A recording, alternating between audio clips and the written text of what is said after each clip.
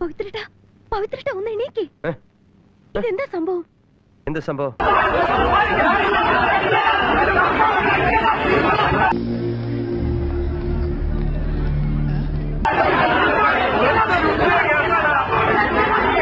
എന്താ രാമേന്ദ്ര പ്രശ്നം?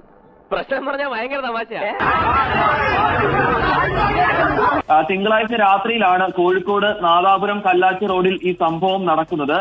കാര്യങ്ങൾ ഡീറ്റെയിൽഡ് ആയിട്ട് പറഞ്ഞ ദിനേശ.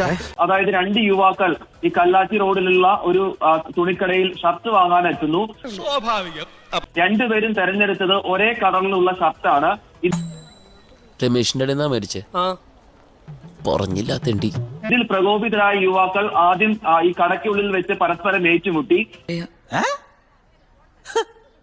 ഈ തമ്മിലടിയാണ് കടയ്ക്ക് പുറത്തേക്ക് നീണ്ടത്. തമ്മിലടി പുറത്തേക്ക് നീണ്ടതോടെ 2 യുവാക്കളുടെ ഭാഗത്ത് നിരവധി യുവാക്കൾ സംഘം ചേർന്നു. അങ്ങനെ സംഘം ചേർന്നുള്ള സംഘർഷത്തിലേക്ക് ഈ സംഭവങ്ങൾ നീങ്ങുകയായിരുന്നു. എന്തൊക്കെയാണ് ഈ കൊച്ചു കേരളത്തിൽ സംഭവിക്കുന്ന? എന്തൊക്കെ കാര്യങ്ങളാണ്?